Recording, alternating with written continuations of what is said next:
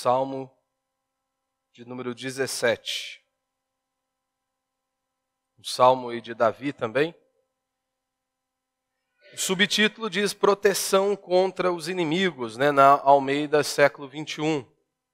Na revista atualizada você vai perceber algo do tipo que ele estava clamando a Deus por justiça, E esse é o tema aí da minha mensagem hoje, um clamor a Deus por justiça.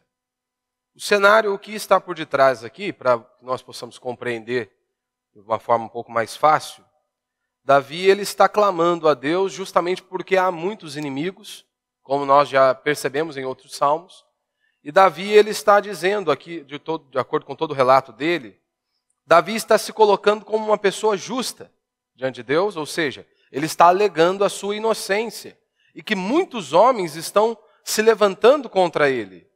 E ele se vê ali completamente de mãos atadas, e aí então ele levanta um clamor a Deus, que é o juiz de toda a terra. E ele busca refúgio e refrigério neste Deus. E aí Davi começa a descrever como esses homens são, como que os ímpios estavam maquinando e planejando contra ele, qual eram as suas estratégias, como eles estavam lidando. E Davi também ele nos mostra, de onde, como que ele conseguia, enfrentar a vida, continuar seguindo a vida, mesmo diante de tantas adversidades. E aí ele vai nos deixar muito claro que a única maneira e a única coisa que lhe dava o suporte, o refúgio e o refrigério era justamente a confiança em Deus, a esperança na eternidade. E ele diz que Deus guarda aqueles que confiam no Senhor, aqueles que confiam em Deus. E é exatamente este é o pano de fundo que nós estamos aqui. Então vamos ler aí todo o Salmo. Preste atenção aí, acompanhe na sua Bíblia. E diz o seguinte: Senhor, ouve a causa justa, ou seja, ele está apresentando um clamor, uma pessoa justa apresentando a Deus o seu clamor. E ele diz: atende o meu clamor, dá ouvidos à minha oração, que não procede de lábios enganosos. Que a minha sentença venha de ti, que os teus olhos atente para a retidão. O verso 2 e o verso 3, ele está mostrando e está alegando a sua inocência. E ele diz: Senhor, que a minha sentença venha de ti, ou seja, nada foge dos teus olhos, o Senhor é o juiz de toda a terra, e o Senhor pode comprovar isso. No verso 3, ele vai mais profundo e diz, provas meu coração e me visitas de noite. Tu me examinas e nada encontras, pois estou decidido a não transgredir com a minha boca. Quanto às ações dos homens, pela palavra dos teus lábios, tenho evitado seguir o homem violento. Meus passos apegaram-se aos teus caminhos. Meus pés não tropeçaram. Aqui ele está mostrando no verso 5, uma total obediência a Deus, aquela pessoa que caminha com Deus. Não é aquela pessoa que apenas frequenta um local de culto, uma pessoa que apenas diz estar com Deus, mas ele diz: os meus pés se apegaram aos teus caminhos. Eu ando contigo, eu me submeto à sua palavra. E ele diz no verso 6, clamo a ti, ó Deus, porque tu me ouves. Inclina teus ouvidos para mim e ouve as minhas palavras. Mostra a maravilha da tua bondade. Tu que salva os que se refugiam à tua destra dos que se levantam contra eles. Aquele que busca refúgio e refrigério em Deus. E ele diz: Senhor, mostra a tua maravilha, que o Senhor é bondoso, gracioso, misericordioso. Verso 8. Guarda-me como a menina dos teus olhos, como a nossa pupila e a menina dos nossos olhos. E ele diz: esconde-me à sombra das tuas asas, dos ímpios que me despojam, dos meus inimigos mortais que me cercam. Então ele diz: Senhor, me protege dessas pessoas. Verso 10. Ele começa agora a descrever, do verso 8 praticamente até o verso 12, ele vai mostrar como que esses homens são. Verso 10. Eles endurecem o coração. A sua boca fala com soberba. Agora andam rodeando os seus passos. Fixam seus olhos em mim para me derrubar no chão. Eles se parecem com um leão, que deseja arrebatar a presa, e como um leão novo que espreita nos esconderijos. Assim ele descreve o ímpio, assim ele descreve o homem mau, assim ele descreve essa pessoa impiedosa, como um leão. E ele diz assim como um leãozinho, que ele não tem muita força, mas ele procura um jeito de tentar também derrubar a sua presa. E ele recorre a Deus e clama ao Senhor por uma sentença, né? Por um julgamento. E ele diz, Senhor, levanta-te, confronta-os e derruba-os. Pela tua espada, livra-me dos ímpios. Senhor, com tua mão, livra-me dos homens mundanos, cuja recompensa está nesta vida. Pessoas que vivem apenas para este mundo, né? E o verso, ainda na sequência, né, no verso 14, ele diz, enche-lhes o ventre do que está reservado para eles. Que seus filhos se fartem disso e deixem as sobras para os seus pequeninos. Na revista atualizada vai dizer que é o próprio Deus que dá tesouros a esses homens, né? Que lhes dá a prosperidade. E verso 15, aqui ele mostra de onde vem o seu refrigério, né? E por que ele continua ainda de pé. Eu, porém, pela minha retidão contemplarei a tua face e me satisfarei com a tua semelhança quando eu despertar. Até aí. Como eu disse, Davi ele está se queixando, né, de ser perseguido sem motivo aparente ali. Então ele busca refrigério em Deus. E eu quero falar rapidamente aqui 4 princípios. Primeiro, Davi ele alega a sua inocência. Davi, obviamente, né, como todo judeu e todo crente ali, eles conheciam as Escrituras, diferente de nós, de muitos hoje, né, que se dizem cristãos, que não conhecem as Escrituras. Todo aquele que se dizia crer em Deus, confiar em Deus, eles tinham domínio da palavra do Senhor. E Davi ele tinha este domínio da palavra de Deus e ele conhecia as inúmeras promessas de Deus sobre o seu povo, acerca do seu povo, e também acerca do cuidado de Deus para com os oprimidos, para com aquelas pessoas indefesas, para aqueles homens que depositavam em Deus a sua confiança. Então é claro que Davi, com base nisso, com base neste conhecimento de Deus, de que Deus é justo, de que Deus é bondoso e misericordioso e cuida do seu povo, com base nisso, Davi, confiando nessas promessas, ele clama a Deus, ele busca a Deus. E ele então começa a dar argumentos para provar a sua inocência. Tanto que no verso 1, ele diz que os seus lábios não são enganosos. No verso 2 e 3, ele diz, prova-me, Senhor, pode examinar a minha vida, puxa a minha ficha diante dos teus olhos. No verso 4 ele diz, eu tenho buscado andar nos teus caminhos, eu tenho evitado o caminho do homem mau, do homem violento. E no verso 5 ele também diz isso, eu tenho andado no caminho do Senhor. A pergunta é, Davi ele está correto? O homem que mentiu, matou e adulterou, ou mentiu, adulterou e matou, será se esse homem ele está certo? Será se ele pode dizer que ele anda no caminho do Senhor, ou que ele está andando no caminho do Senhor? Ora, nós precisamos ir para a própria Escritura, para ver o que o próprio Deus fala acerca de Davi. E um texto muito claro, nós conseguimos perceber, e é o que eu separei aqui para você, para nós aqui hoje. 1 Reis, capítulo 15, verso 3, né, e verso 5. Esse texto vai falar sobre Abias, que era filho de Roboão, que era neto de Salomão, ou seja, fazia parte ali também da linhagem de Davi. E esse texto vai mostrar como Deus enxergava Davi, se é de fato isso mesmo que Davi está dizendo. Ele é inocente, ele é um homem que buscava o Senhor, era um homem que temia a Deus, mesmo diante destas falhas que nós percebemos aqui nas Escrituras. E aí o texto diz de forma muito clara, né? Falando aqui acerca de Abias primeiro e depois vai falar acerca de Davi. Ele seguiu todos os pecados que seu pai havia cometido antes dele. Não foi íntegro para com o Senhor, seu Deus, como foi seu pai. Porque Davi fez o que era reto aos olhos do Senhor e não se desviou de tudo que lhe ordenou durante toda a sua vida, a não ser no caso do heteu Urias, né? Então é importante você... O verso 4 também diz muito, né? Eu não separei ele aqui, mas o verso 4 também diz que o coração dele era totalmente para Deus ali, reto, né? Voltado para Deus. Então o texto diz, né? O próprio Deus testemunhando aqui, porque Davi fez o que era reto aos olhos do Senhor e não se desviou de tudo que lhe ordenou durante toda a sua vida, a não ser no caso do heteu Urias. Então nós estamos aqui diante de uma definição do que é uma vida santa, que é uma vida reta, justa, uma vida piedosa aos olhos de Deus. Diferentemente da heresia ensinada por John Wesley, né? Do perfeccionismo cristão, da perfeição cristã, nós não temos esta heresia. Isso não está nas Escrituras, por isso é uma heresia. Nós não vemos em nenhum momento das Sagradas Escrituras, de Gênesis a Apocalipse, o ensino de John Wesley nesse quesito. Que nós chegaríamos a um certo nível, um certo ponto das nossas vidas, que nós não pecaríamos mais. Que nós iríamos caminhar num grau de santidade onde não haveria mais pecado, onde nós não pecaríamos, né?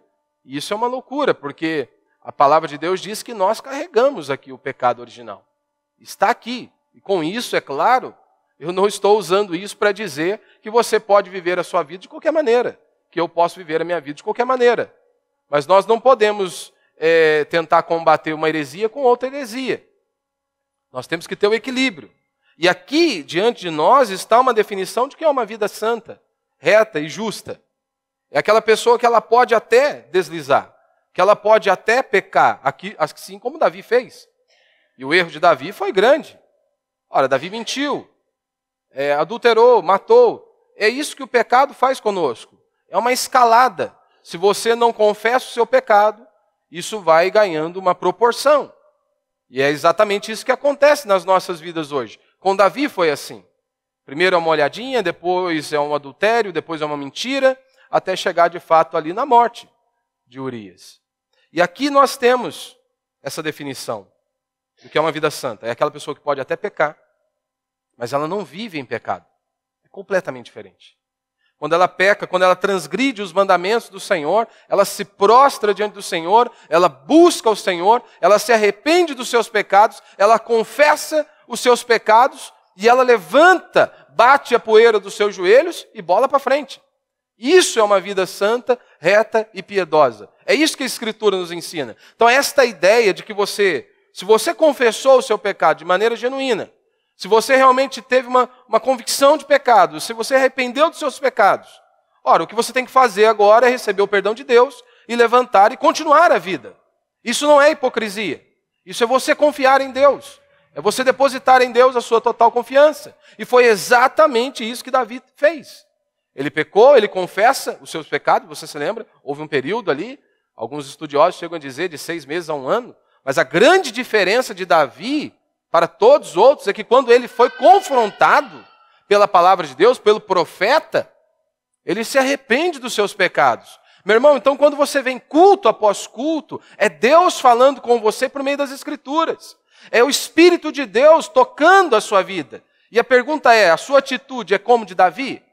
De ouvir a palavra de Deus, de ouvir a exortação e se arrepender dos seus pecados, ou você continua com um coração duro e impenitente diante de Deus?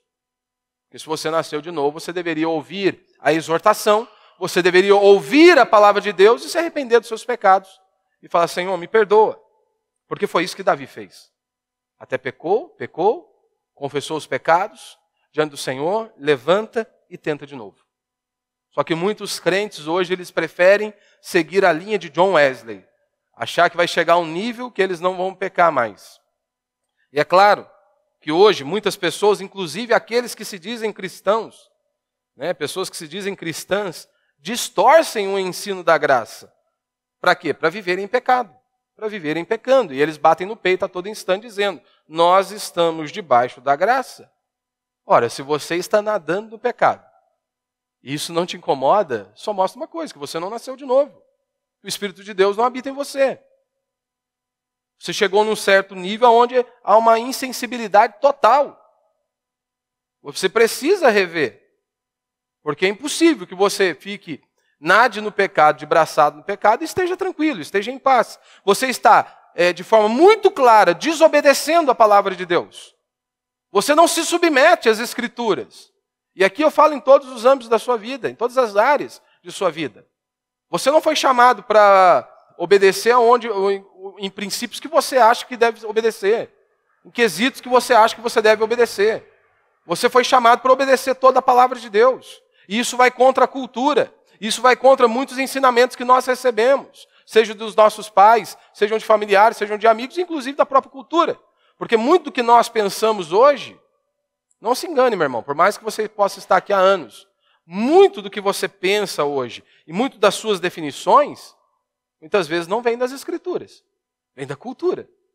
Por isso que nós temos tanta resistência para com a palavra de Deus, porque ainda há muitos conceitos e definições do mundo e da cultura que você segue. que eu posso seguir, que nós podemos seguir. Por isso nós precisamos do Evangelho, por isso nós precisamos das Escrituras, para que os nossos olhos realmente sejam abertos. O cristão, ele pode pegar, ali um cristão verdadeiro, ele pode pegar a Escritura e distorcer a Escritura, para que ele possa ser tolerante com os seus próprios pecados. Então arrependimento, meu irmão, não é como aquela velha ilustração que eu conto, né? O senhorzinho está lá, dono da quitanda, aí um jovem entra, pega uma maçã, ele rouba uma maçã, o senhor viu, o senhor o exortou, né, o dono da quitanda, falou para ele assim, ó, você tem que pedir perdão a Deus, devolver a maçã, pedir perdão a Deus, porque você está errado. Aí você se lembra, né? Ele vai, devolve a maçã, e aí ele fala o seguinte, Senhor Deus, me perdoa pelas 2 maçãs que eu roubei. Aí o senhor esperou ele terminar de orar, né? Aí o senhor perguntou para ele assim, olha, mas quando que você pegou 2 maçãs? Eu vi você pegando uma só. Ele falou, não, eu estou pedindo perdão para que eu vou roubar amanhã. Tem muita gente que faz a mesma coisa. Ele está pedindo perdão pelo pecado de hoje e de amanhã. Isso não é arrependimento. Arrependimento é quando você se prostra diante de Deus. E arrependimento também não é quando você chora. Você sabe disso. Porque muitas pessoas choram e continuam a mesma coisa. Você se lembra lá de Malaquias? Os caras estavam chorando, enchendo o altar de lágrimas. O que Deus disse? Não, eu não vou escutar vocês. Então o choro pode impressionar os homens. Mas a Deus não. Se não for algo genuíno, não impressiona a Deus. Então, arrependimento genuíno é quando você pode até chorar, pode vir acompanhado do choro, você se prostra diante de Deus, se arrepende dos seus pecados, o coração está quebrantado, mas você muda de vida. Pastor, posso vir cometer o mesmo erro amanhã? Pode, mas não pode ser algo planejado, né? Nenhum de nós. Por isso que nós temos que estar a todo instante atentos e vigilantes. A todo momento. Se Davi, Pedro, inúmeros servos de Deus, que são infinitamente melhores do que nós, caíram em erros tão grotescos, né? Quando o próprio Cristo exorta a Pedro e ele não ouve a Cristo, e cai direto no que Cristo havia aberto seus olhos, exortado. Então isso é uma advertência para mim e para você, que nós possamos ouvir as Escrituras, ler as Escrituras, para que realmente nós estejamos atentos. Então nós somos salvos pela graça. O próprio Davi disse aí, nos outros salmos, Senhor, se o Senhor olhar a iniquidade, se o Senhor observar a iniquidade, quem poderá ficar de pé? Mas com isso não é um aval para você nadar de braçada no pecado. Porque vejamos, meu irmão, veja o que a Bíblia diz sobre aqueles que vivem no erro, que eles continuam na prática do pecado. Eles não podem dizer como Davi, pelo menos não neste dado momento da vida de Davi, onde já havia confessado seus pecados. Mas aqueles que continuam no erro, que vivem na prática do pecado, eles não podem alegar inocência como Davi alegou. Como Davi está alegando diante de Deus. Como que nós sabemos? Ora, o próprio Davi, em um determinado momento da sua vida, quando ele está em pecado, ele ora a Deus e Deus não responde a sua oração. Ou melhor, Deus não faz o que ele pediu. Davi ora a Deus, e ele está em pecado, pede a Deus a restauração do seu filho, e o Senhor simplesmente disse, não vou te ouvir, não vou responder. Você vai segurar a onda aí, e é isso que vai acontecer. Você precisa entender também que a Bíblia diz que os nossos pecados fazem separação entre nós e Deus.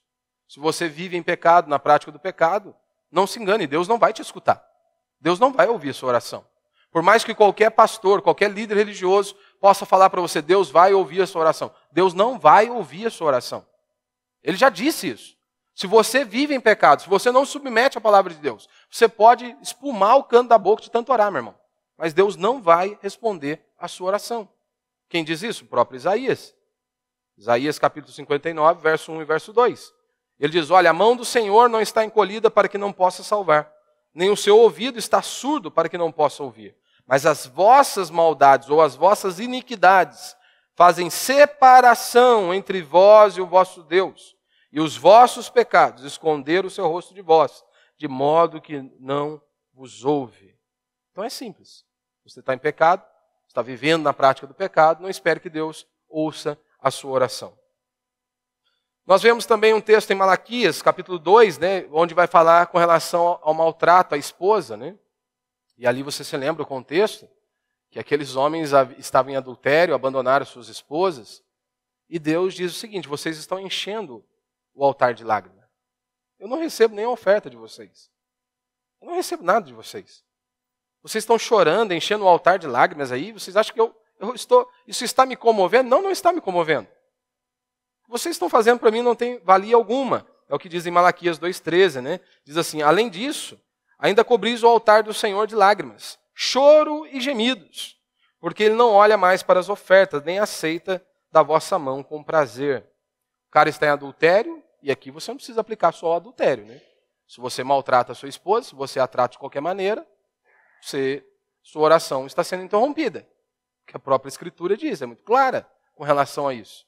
É muito clara. Então você precisa entender e analisar como você trata a sua esposa. E é claro, vice-versa, a esposa vê como trata o marido. E senão a sua oração também estará sendo interrompida. Ora, a Bíblia também diz que tribulação e angústia virão sobre toda a alma que comete pecado, né? Como diz aí Romanos 2,9. Trará tribulação e angústia a todo ser humano que pratica o mal. Primeiro ao judeu e depois ao grego. Então, meu irmão, é isso que a Bíblia diz, daquela pessoa que vive na prática do pecado.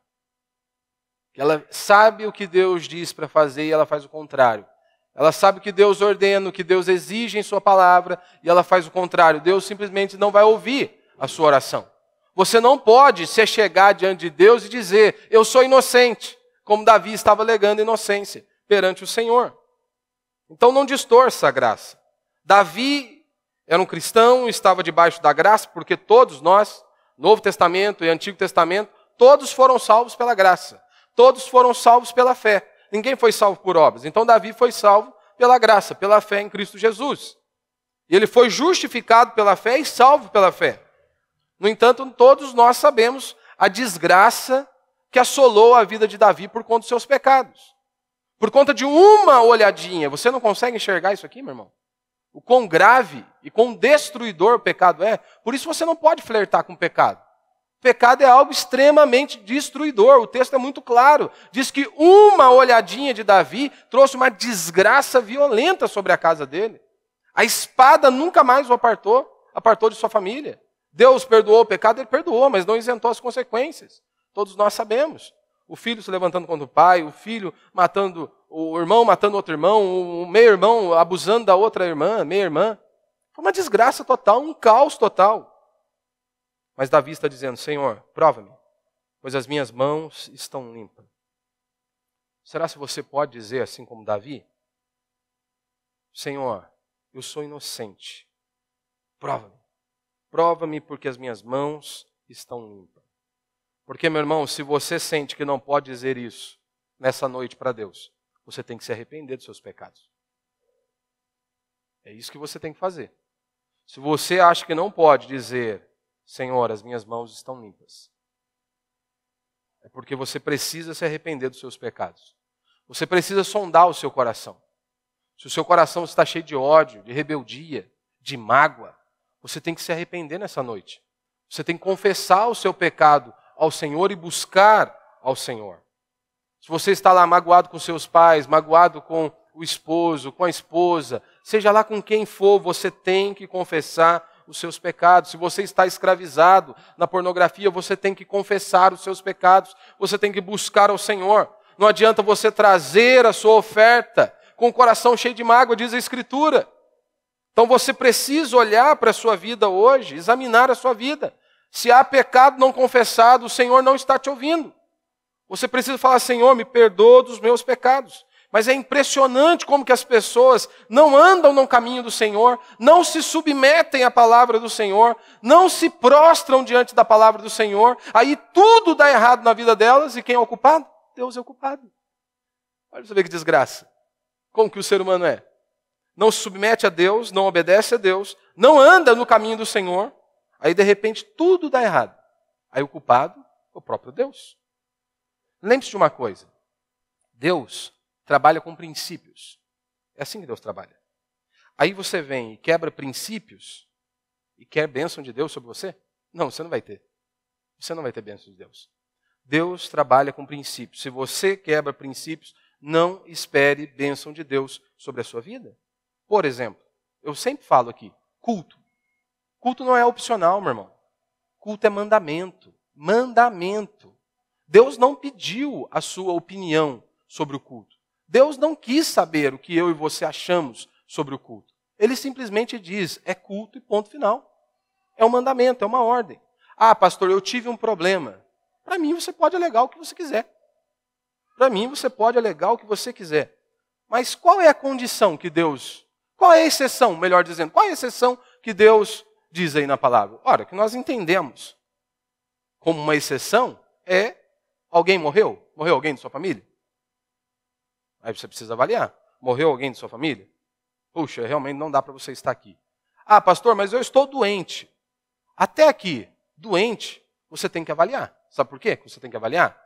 Porque se você, doente, mesmo assim, você vai para o seu trabalho. Você levanta cedo, vai lá, bate seu cartão, você vai para o seu trabalho. Por que para a igreja você não pode vir?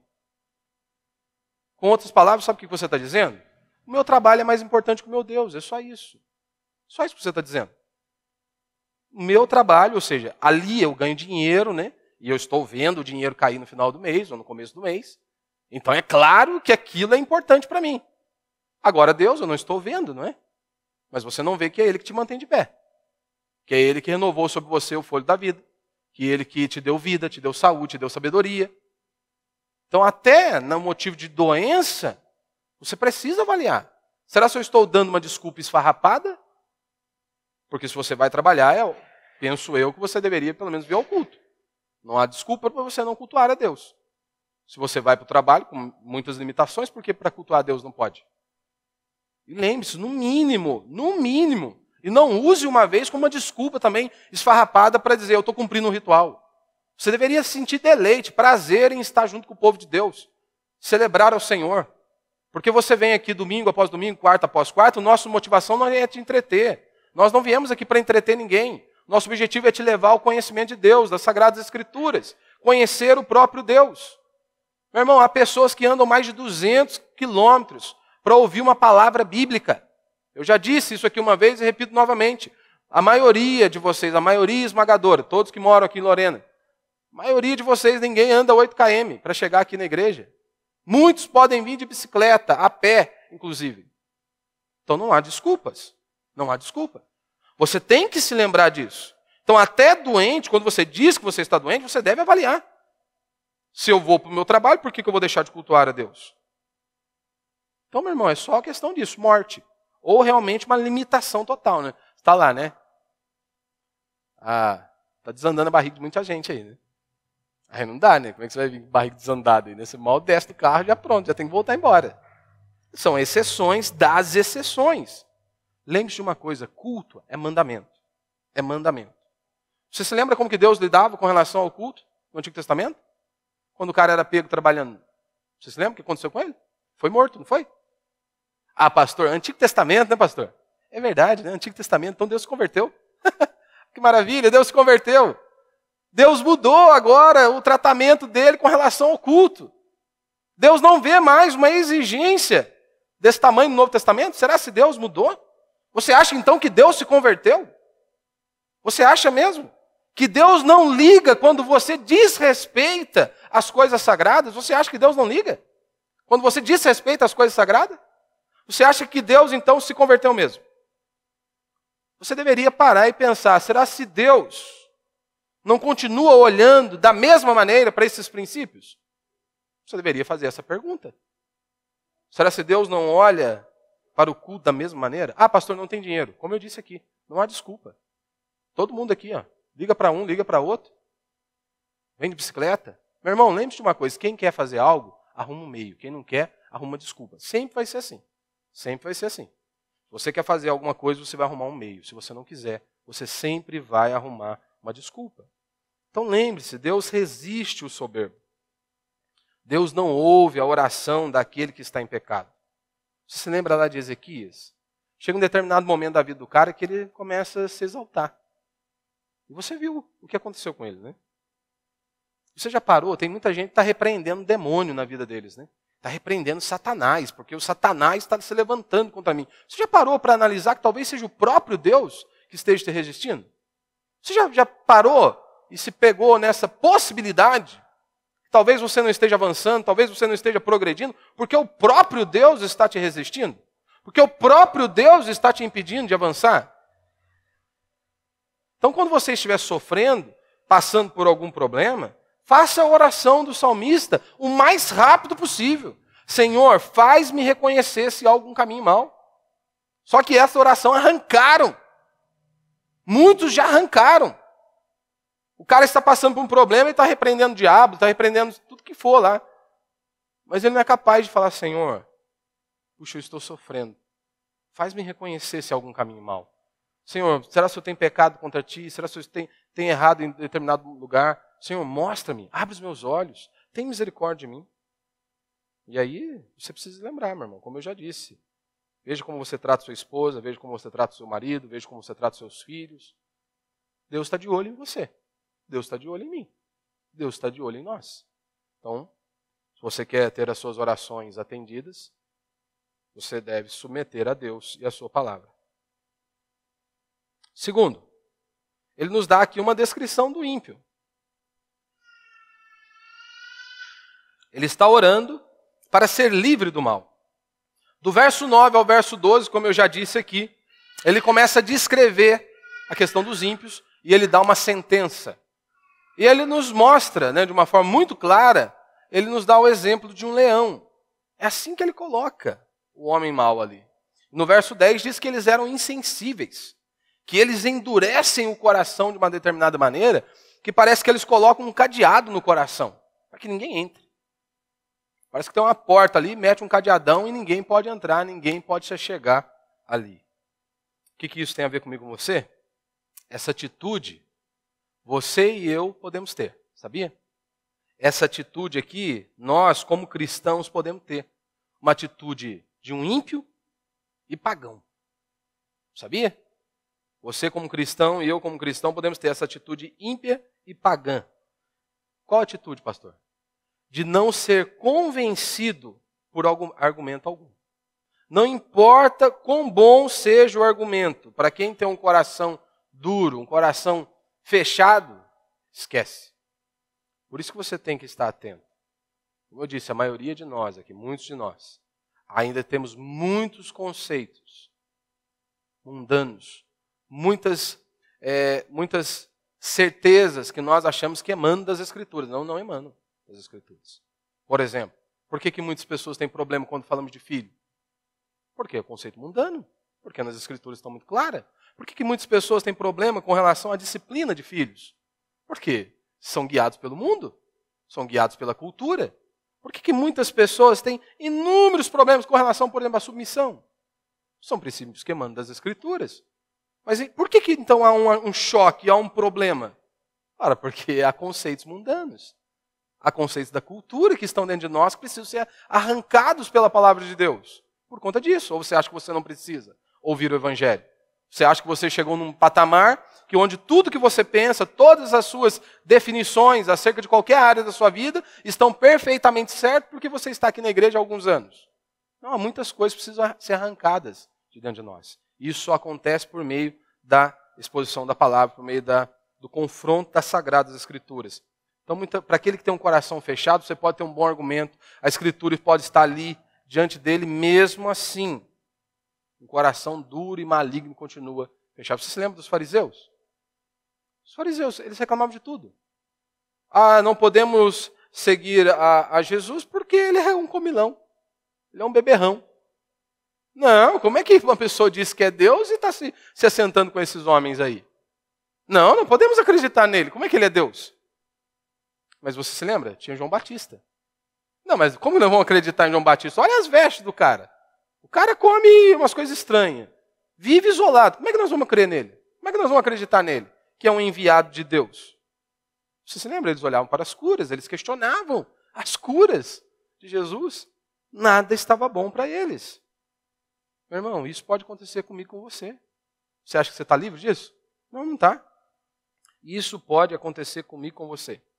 Você vem para a igreja, aí uma hora o pastor que é o problema, e quase sempre é verdade. Outra hora é o irmão que é o problema. Só que aí o tempo inteiro é assim. O tempo inteiro é assim. Daí você vai se tornando insensível. Aí você vai se tornando insensível e não ouve mais a voz de Deus. Então não existe igreja boa para um coração totalmente duro, fechado. Davi está dizendo, né, no verso 14, que eles se preocupam apenas com esta vida, né, cuja recompensa está nesta vida. Se preocupam apenas com as coisas terrenas. E quantos hoje que se dizem cristãos vivem desta maneira? Só vivem para o aqui e o agora. Com isso não estou dizendo que você não deva almejar um trabalho melhor, um salário melhor, uma casa melhor. Você deve almejar, mas isso não pode ser o seu propósito existencial. O seu propósito existencial deve ser viver para a glória de Deus. E ele diz, né, no verso 14 ainda, que ele enche dos teus tesouros. Né? Na revista atualizada vai dizer isso. Que Deus enche aqueles homens. Estavam mostrando que eles eram prósperos. Que eles estavam prosperando muito. Né? Então, meu irmão, nós também somos tentados a focar apenas nas coisas deste mundo. Todos nós aqui, sem exceção. Somos tentados a focar apenas nas coisas deste mundo. E isso aqui é uma advertência para todos nós. Terceiro, né, Davi, ele diz que Deus é salvador dos que confiam nele. Né? É o que ele diz no verso 8 e verso 9.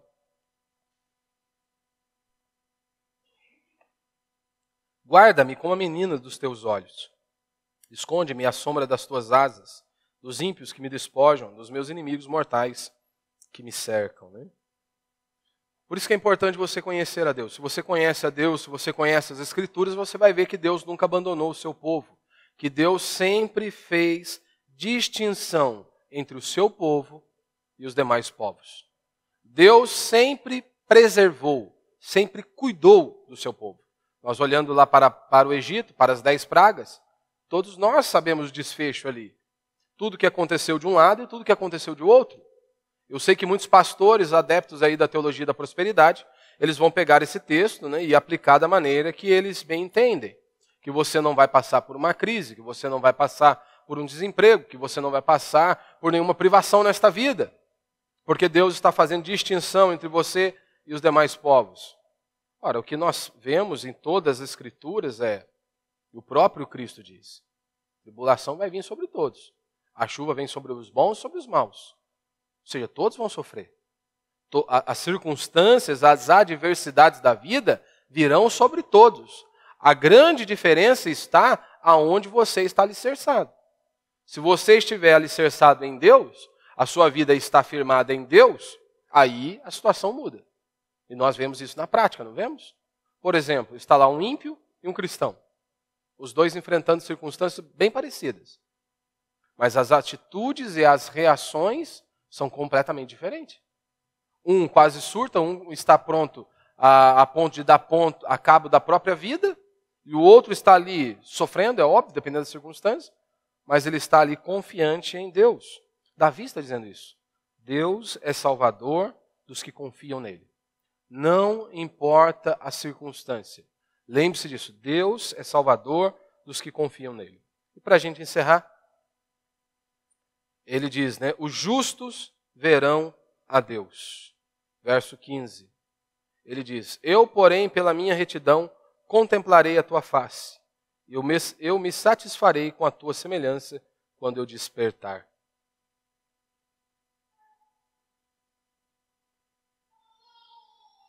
Eu, porém, na justiça contemplarei a tua face. Ou seja, vivo com retidão. Não é isso que o autor de Hebreus vai dizer lá no capítulo 12, verso 14? Procurar viver em paz com todos e em santificação. E ele diz, sem a qual ninguém verá o Senhor. Ou seja, sem santificação, ninguém verá o Senhor. O que significa, né? Para a gente encerrar aqui. Quando Davi diz isso, né? Eu verei a Deus. O que significa? Basicamente, podemos dizer 2 pontos aí. Quando ele diz, eu verei a Deus, a bênção de Deus, o favor de Deus sobre nós, sobre o seu povo, sobre a sua igreja. A bênção de Deus está sobre o teu povo. Né? Nós ouvimos aí, já vemos nas Escrituras, brilhe sobre nós a luz do teu rosto. O que o autor está dizendo? Senhor, que a tua bênção esteja sobre nós, que a tua mão esteja sobre nós, que o teu cuidado, a tua proteção esteja sobre nós. E segundo, é nós confiarmos, é ver Deus em sua segunda vinda, e isso é o maior É o maior privilégio, né, que os cristãos genuínos terão. E essa é a maior bênção de todas, né? Um dia nós estarmos frente a frente com o Senhor e passarmos a eternidade conhecendo ao nosso Deus. Hoje nós o conhecemos em partes, não é? Que a Escritura nos diz. Mas vai chegar um momento que nós passaremos a eternidade com o Senhor. E é isso que Davi está dizendo. O meu consolo, o meu refrigério, a minha força e o meu ânimo não vem das circunstâncias. Não vem do meu poder aquisitivo, não vem do meu, das minhas habilidades. O meu refrigério, a minha força, o meu renovo, vem do Senhor. Vem de olhar para a eternidade e confiar nele, saber que ele está cuidando e é ele que me sustenta.